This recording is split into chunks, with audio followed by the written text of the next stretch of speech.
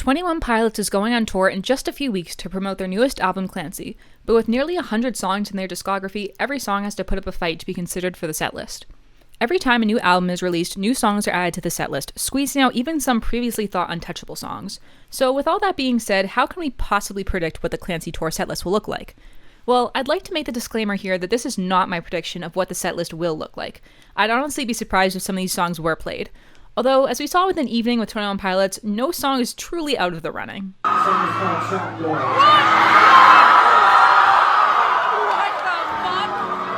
Instead, this is my best try at what I think the perfect Clancy tour setlist would look like.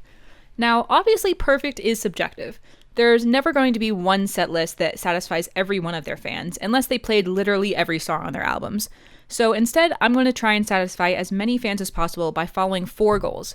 Number 1, this setlist should cater to fans who've stuck with this band for a long time and like to see underrated favorites and songs that are older than just their most recent albums. Second, the setlist should appeal to locals as well, aka fans who only know their most popular songs, still riding the stressed out hype. Thirdly, this setlist should follow Tyler Joseph's own goal of reminding us why we fight right before we do. In case you don't know what that's referring to, Tyler recently responded to a fan on Twitter who was concerned that the final bit of the Demon narrative would be revealed to us on tour. Tyler assured us that it wouldn't, but instead the tour would serve the purpose of reminding us why all of this matters right before we head off to the final fight between Nico and Clancy. In order to reach this goal, the setlist should include songs that are relevant to the lore, as well as songs that are just good anthems for fighting and staying alive, something that the band has plenty of.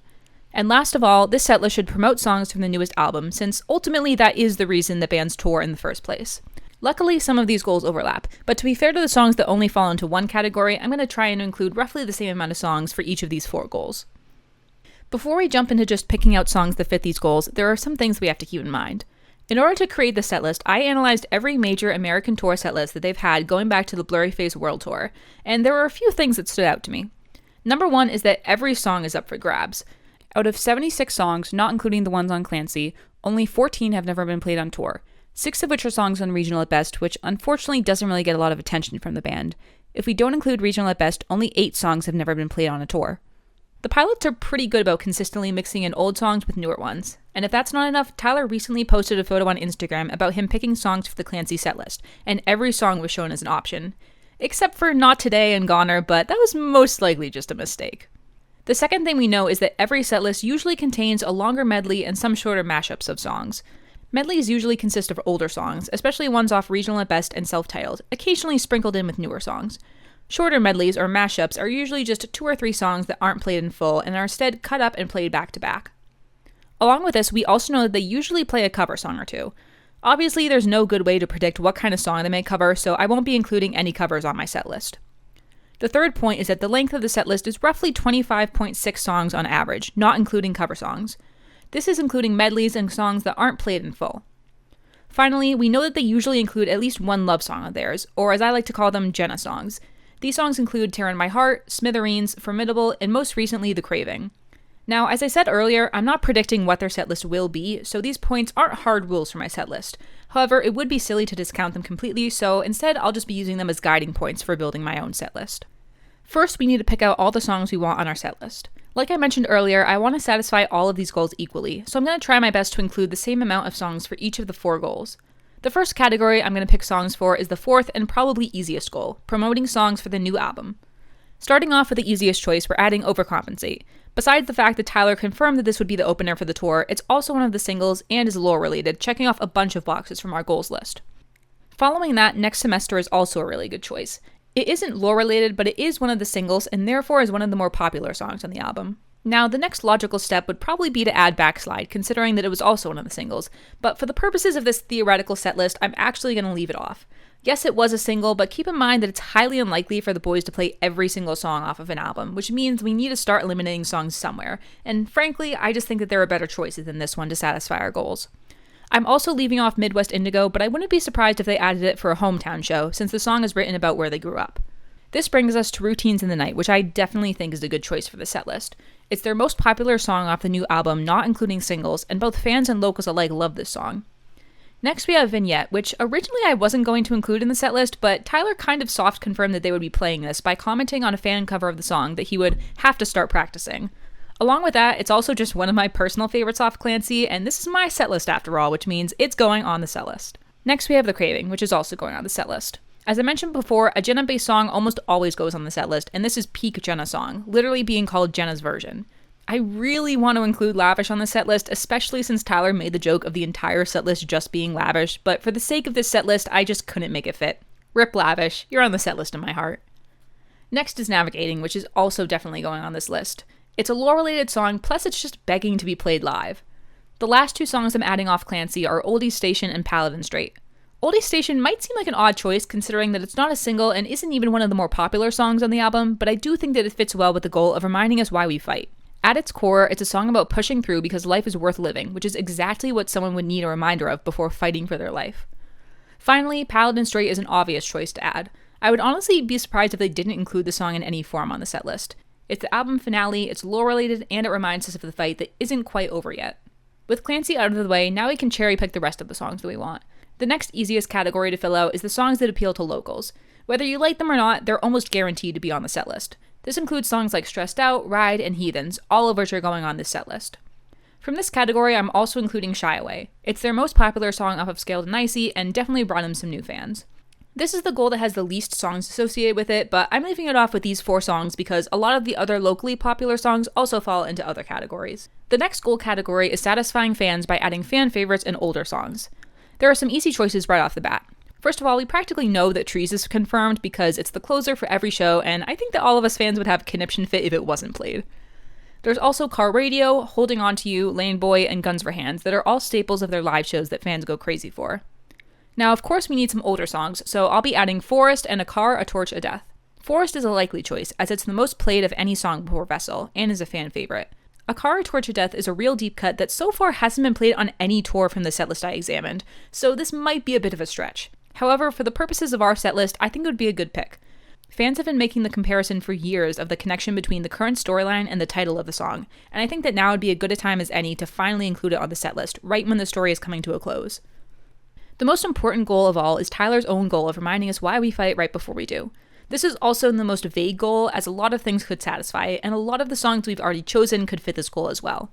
The songs I'm going to be choosing for this category are mainly lore-related since they remind us of the narrative and therefore the impending fight. I'm adding Heavy Dirty Soul, Jumpsuit, Nico and the Niners, Bandito, Leave the City, and The Outside. With this category, I'm also adding in Fairly Local, because it ties in a lot with the meaning of the narrative, and also is an old staple that fans would love to hear again. Lastly, I'd like to introduce a possibility that would achieve all of these 4 goals, the addition of a surprise song. Surprise songs are a thing that most people are familiar with now because of Taylor Swift's setlist that highly popularized them, the concept that every show an extra song gets played that didn't make it on the original setlist. Now, there are definitely some concerns with this, as it might cause a lot of disappointment in fans that didn't get to go to the show where their favorite song was chosen as the surprise song, but I do really think that it would fit with the main goal of this tour being to remind us why we fight. As I've said from the beginning, it's truly impossible to create a perfect set list where everybody is happy, because there's always going to be someone's favorite song that didn't make the cut.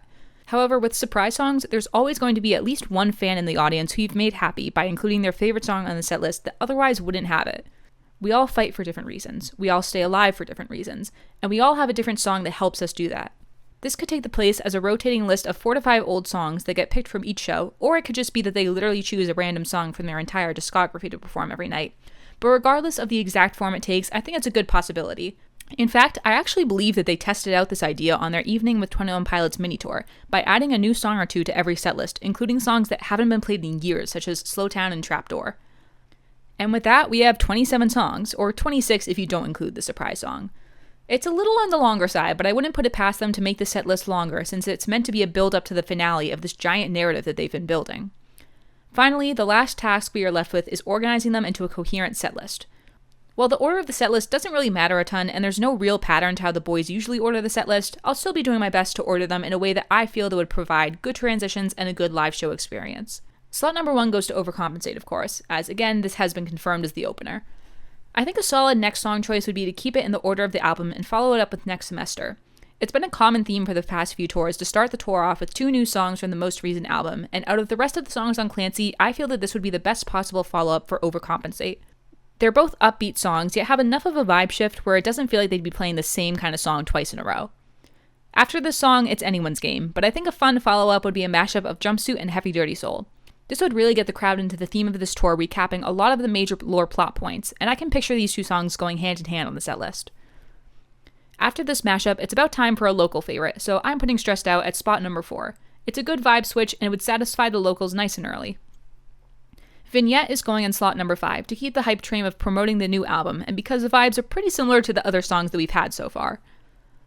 Next is Fairly Local, just because it feels like a good spot in the setlist for it. In slot number 7, we have Holding On To You, the first of our fan-satisfying songs, which is well needed at this point. Going back to another popular local favorite, I'm putting Heathens in slot number 8.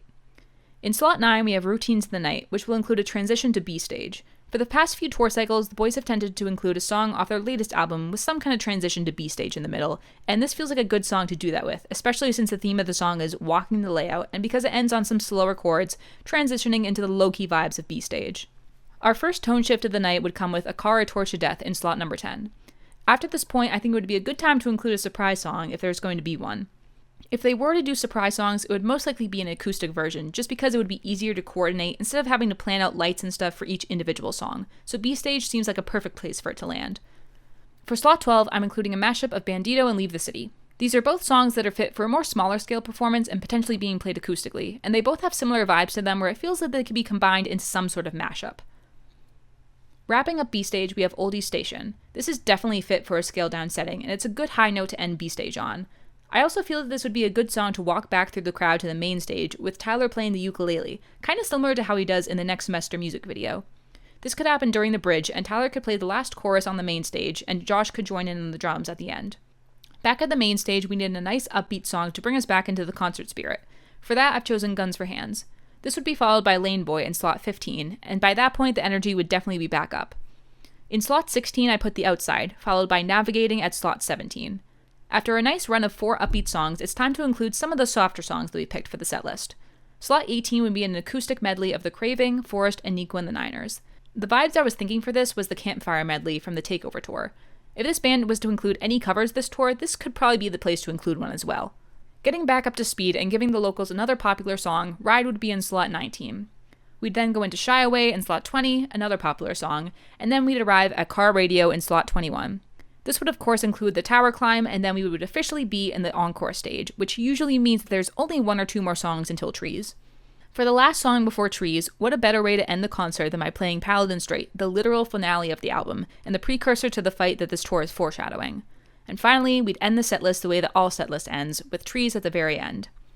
And there you have it, the quote-unquote perfect Clancy setlist.